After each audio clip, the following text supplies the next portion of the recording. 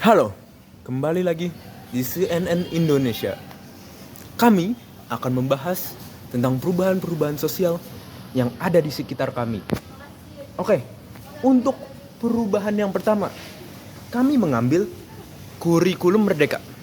Nah, kurikulum merdeka ini merupakan bentuk perubahan yang lambat, dikehendaki, dan besar. Mengapa besar? Karena kurikulum merdeka ini mengefek semua pelajar yang ada di Indonesia. Oke, jadi kan semua pelajar terefek nih, dari Sabang sampai Merauke. Bahkan udah ada 105.000 sekolah yang di Indonesia yang sudah mengikuti kurikulum merdeka. Tentu itu tidak mudah ya guys. 105.000 sekolah mengganti kurikulum merdeka menjadi kurikulum merdeka itu pasti susah. Guru dan siswa harus beradaptasi ya guys. Nah, ini juga merupakan bentuk sosial yang dikehendaki. Kalian tahu nggak? Kalau yang merencanakan ini merupakan tim ahli dan Menteri Pendidikan kita, Nadiem Makarim. Mereka melakukan survei melihat apa sih negatif-negatif dan positif-positifnya dari kurikulum 2013. Mereka mengetahui bahwa kurikulum 2013 itu terlalu rumit bagi para pelajar dan para siswa. Jadi gini guys, kan dulunya IPA IPS ya guys. Sekarang para pelajar bisa memilih 4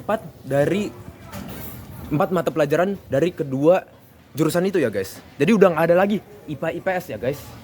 Nah, ini kan berdampak bagus bagi para pelajar. Dan menteri itu melakukan perubahan biar para pelajar bisa lebih nyaman belajar dan memilih jurusan yang mereka sukai. Ketiga, yaitu bentuk perubahan yang lambat ya guys.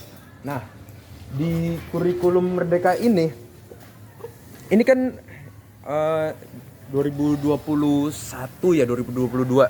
Nah, tahu nggak guys, kapan kurikulum terakhir sebelum kurikulum merdeka? Tahu nggak guys? 2023.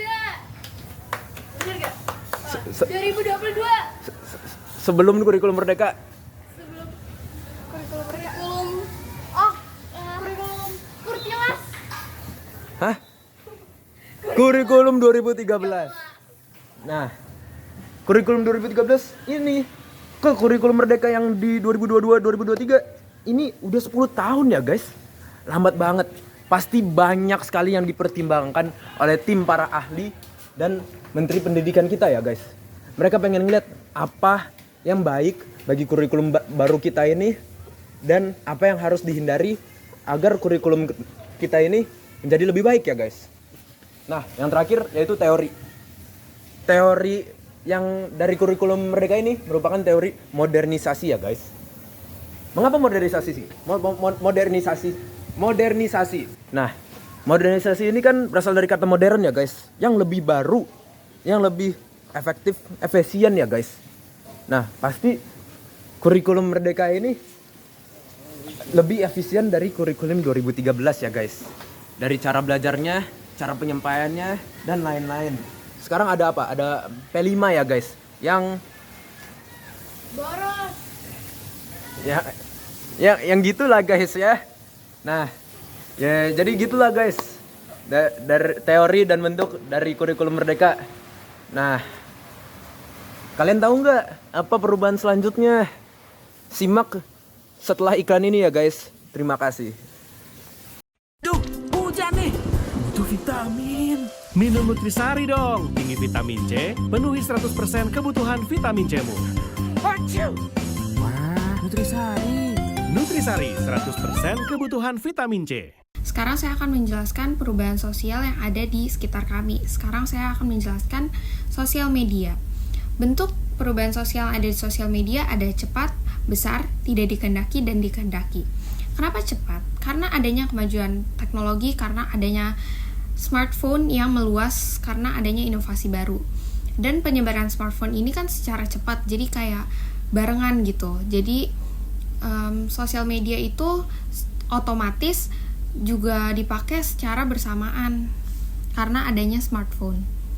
Kenapa besar? Karena sosial media itu ngejangkau global, jadi tanpa memandang wilayah untuk ngeakses sosial media. Misalnya saya ingin tahu informasi dari negara lain, saya tinggal buka HP, saya udah dapat informasi secara gampang buat aksesnya. Kenapa tidak dikendaki? Karena kita bisa dapetin informasi yang kita nggak mau tahu, misalnya informasi hoax gitu. Kita kan otomatis kita buka sosial media, kita bisa baca informasi yang baru. Informasi yang kita dapat bisa aja itu hoax. Kenapa dikehendaki? Karena sosial media kan tetap aja ada, tapi kita bisa milih, kita misalnya mau pakai aplikasi ini apa enggak, kita mau pakai ini apa enggak, tapi sosial media nggak hilang gitu. Lanjut ke teorinya, ada dua, modernisasi dan gerakan sosial. Kenapa modernisasi? Karena kita bisa nyebarin atau dapetin informasi secara cepat. Kalau misalnya dulu kan kita mau tahu, kita harus dari mulut ke mulut atau kita baca koran dulu kan, dan itu memakan waktu yang lama.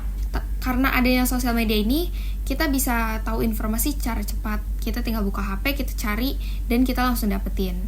Teori yang kedua adalah gerakan sosial.